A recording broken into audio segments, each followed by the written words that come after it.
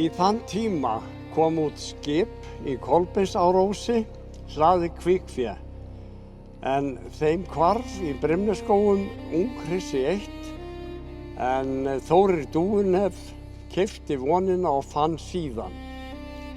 Það var allra hrossa skjótast og var kölluð Fluga.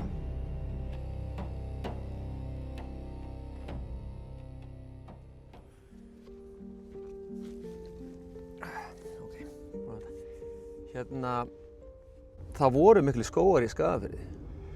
Já, það talið samkvæmt því sem Ari fróði segir í Landnámu að landið Ísland hafi verið víðvaxið milli fjalls og fjöru.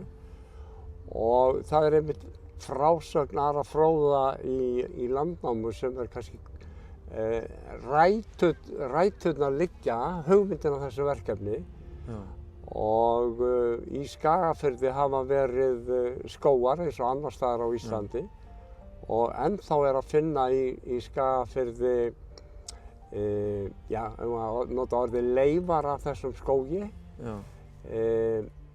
Í Gröndihóla í Hjaltadal, þar var hlíð sem var kölluð Raftahlíð. Og þar hafa verið einhverjir stofnar uppistandandi. Og í Gljúfrárgili í Viðvíkursveit, þar birki í gljúfrinu og við höfum í þessu verkefni, Brimnesskógaverkefni, tekið fræ af því og það hefur komið mjög vel út. Í Fögruhlíð í Austurdal í Skagafirði þó nokkur skógur og hæstu tréð þar núna þegar þetta talað sennilega 7, 8, 9 metrar há. Í Stórahvammi suður af, við skulum segja, norðan við Hofsjökul, mjög gróft sagt, en í Grendu Austurdal þar vex birki í 600 metrar hæð yfir sjávarmáli og í Ljótsstaðaskógi fyrir ofan Hofsós, þar skógur og það sem við höfum notað til kynbóta birki úr Hrollaugsdal sem skulum segja það bil 15 kílómetra norður frá Hofsósi í áttina Siglufirði ef komið að sunnan og inn í Hjaltadal, þar einnig svona að koma upp birki sem hefur tórt í gegnum aldirnar í gljúfri þar. Þannig að það víða að finna í Skagafirði leifar af skógi. En ef við komum svo að þessu verkefni þínu, að endurheimta þessa fornu skóga í rauninni, hvernig kom þessi hugmynd til? Það má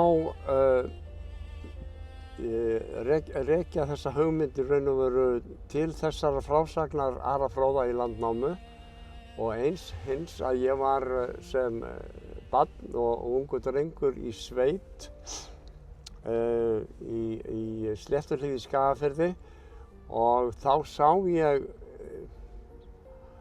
sem barn í fyrsta sinn skó á Íslandi og mér fannst þetta stórmerkilegt og það má segja að þetta hafi hugsanlega gerjast með barninum og unglingnum og fram á fullorðinsár og þangað til að ég skrifaði blaðagrein í Morgunblaðið á sínum tíma þar sem ég viðraði þessa hugmynd bæði sértæka þar sem sneri beint að Brimnesskógum sem slíkum og Brimnesskógum sem hinum fornu birkiskógum á Íslandi. Já. En það eitt að kveikna einhver svona hugmynd og svo annað að setja hugmyndin í framkvæmd. Hver voru fyrstu skrefin í því og hvað getur þú sagt mér það? Það má leiða líkum að því að skefjalaus nýting á birkiskógunum á Íslandi hafi leitt til þess að skógurinn hafi að vissu marki úrkynjast. Stærstu og fallegustu trén hafa væntanlega verið felld og nytjuð til bæði eldiviðar og húsbygginga og svo til að dengja ljái síðar meir. Já. Þannig að ég tók þá ákvörðun að reyna að kynbæta birki sem að vex í Hrollaugsdal í Skagafirði og tók afklippur af 11 trjám 1996 ef ég man rétt og þessar kynbætur þær stóðu árum saman. Þetta er þolinmæðisvinna og er þannig að maður klippir greinar af fallegum trjám í skóginum og græðir á stofn eða rót á plöntu, pottaplöntu, birki, inn í gróðurhúsi. Og þegar að þetta grær saman, að þá fær maður upp sem sagt það tré sem óx í skóginum en rótin skiptir ekki máli. Já. Og þetta voru líklega 400 ágræðslur sem ég gerði þangað til að ég taldi að ég væri komið nægilega mikinn efni til þess að ná nógu af fræi í gegnum þetta ferli. Og ég var svo lánsamur að fá aðstöðu fyrir þessa vinnu í gróðrarstöðinni Mörk í Blessugróf í Reykjavík og þar hafði ég aðstöðu í líklega einn áratug eða svo. Og þetta gerist þannig að þegar að birkið kemur inn í gróðurhús þá geldist það. Já. Það missir frjókunar eða æxlunar hæfileikann. Þannig að þegar að plönturnar eru búin að vera inn í gróðurhúsi og komnar vel á legg, að þá eru þær gróðursettar út á beð og þar standa þær í kannski 2, 3, 4 ár eða jafnvel meira þangað til þær verða kynþroska. Já. Og kynþroskinn hann kemur í ljós þegar maður sér kallrekla á greinunum á haustin. Já. Þegar að birkið er komið á það stig, þá er það tekið inn í gróðurhús snemma vors áður en að birkið utandyra laufgast. Já. Og þá springur það fyrr út, laufgast fyrr inn í gróðurhúsinu heldur en úti, sem tryggir það er bara þetta sérvalda og útvalda birki sem æxlast saman. Já. Eru þið þá að pensla svona á milli eða hvernig virkar það eiginlega? Já, það er hægt að gera það en við þessar aðstöður sem að voru í gróðrarstöðinni Mörk, þá notum við blásara, öfluga blásara sem að hreyfðu loftið í gróðurhúsinu. Já, ok. Þú sagðir 400 ágræðslur, ekki? Já, 400 ágræðslur. Þannig að þetta er svolítið þolinmæðisverk, eða? Já, og stóð í þó nokkuð mörg ár, sko. Að fá nógu mörg tré sem að myndu lifa af allt ferlið því að við hvert skref í raun og veru sem að stígur í þessu kynbóta ferli að þá verða afföll. Já. En nú veit ég að þetta er náttúrulega áhugamáli, ekki? Þú vorst ekki að vinna við þetta. Hvað fóru þá bara öll, það var kannski bara tímabundið reyndar, en hvað, það hefur farið rosa mikil tími í þetta? Já, gríðarlega mikil tími. Varstu ekkert heima eða? Já, þetta auðvitað setti sitt mark á fjölskyldulífið. Það verður bara viðurkennast, sko. Ég er alveg hreinskilinn með það og ég er auðvitað þakklátur fyrir það að fjölskyldan skyldi standa við baki á mér því að ég stóð í þessu fyrstu árin einn með þessum góða stuðningi frá eigendum í gróðrarstöðinni Mörk. Með reyniviðin þá notuðu þið aðeins öðruvísi aðferðir en með birkið. Já, ég tók greinar af völdum trjám í Geirmundarhólaskógi í Hrollaugsdal og þetta er gert á vori og þegar bruminn, maður setur svo greinarnar í vatn og þegar brunnin fara að þrútna þá eru þau söxuð niður bara með rakvélablaði eða dúkahníf og sett í ræktun af vökva. Og í þessu æti eða geli vökva fara að myndast rætur og blöð og síðan þessar örsmáu plöntur settar í mold. Já, ok. Og þetta tók talsverðan tíma og var svo í ræktun í einhver 4 ár eða svo. Þangað til að við gróðsettum ef ég man rétt, 180 reyniviðarplöntur.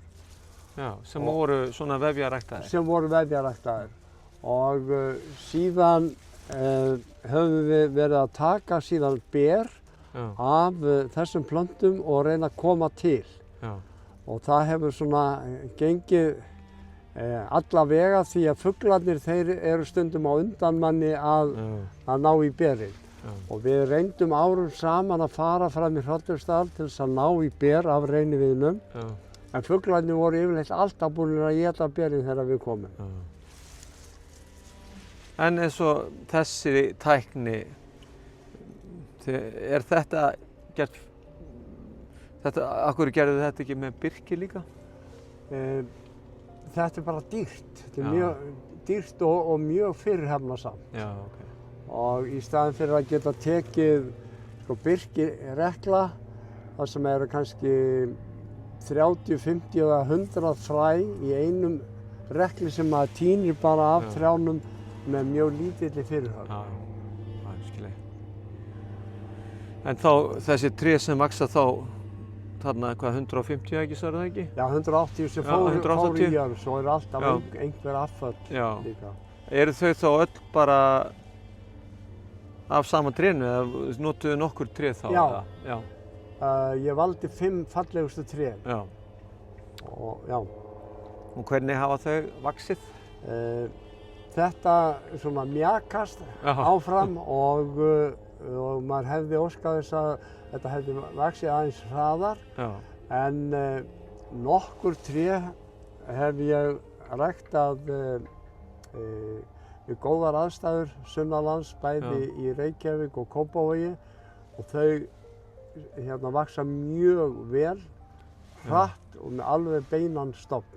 Já, ok. Já, ég sá einmitt eitt tré hana sem var svolítið svona pínu, mjög svona stórt og fallegt. Það væntanlega var þarna fyrst hjá þér, ekki? Já, ég var með nokkra plöntur sem ég var bara með heima hjá mér í stórum pottum. Já. Og síðan voru þessi tré bara flutt norður í Skagafjörð og standa þar 4 sinnum hærri heldur en hinn eða meira. Já. En svona aðrar plöntur, þið hafið líka sett niður eitthvað á gulvíði? Já, í fyrstu gróðursetningunum var sett svolítið niður að gulvíði og sá gulvíðir, hann ættaður úr Fögruhlíð í Skagafirði og þeir græðlingar voru teknir af gróskulegasta gulvíðrunnanum sem ég fann í Austurdal. Að hausti í október, ég klippti þetta niður í stiklinga og geymdi bara í frystikistu yfir veturinn, stakk í mold að vori og fjölgaði því svo í gróðrarstöðinni Mörk. Og hæsta tréð af þeim plöntum sem kom upp af því og vex eða óx í Reykjavík, það var orðið 7 metra hátt þegar það var fellt og þurfti að víkja vegna framkvæmda. Já, það er ágætis hæð á gulvíði. Já, 7 metra hár gulvíði. Já. En þið hafa ekkert sett mikið af honum samt niður, eða? Nei, við töldum betra að leggja meiri áherslu á birkið og svo þá reyninn.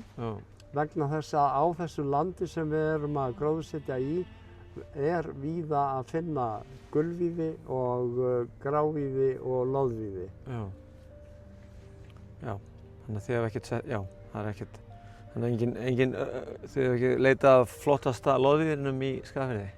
Já, hann er fundinn og Já, ok. vex í Austurdal í Já. Skagafirði. Já, það. Já, já.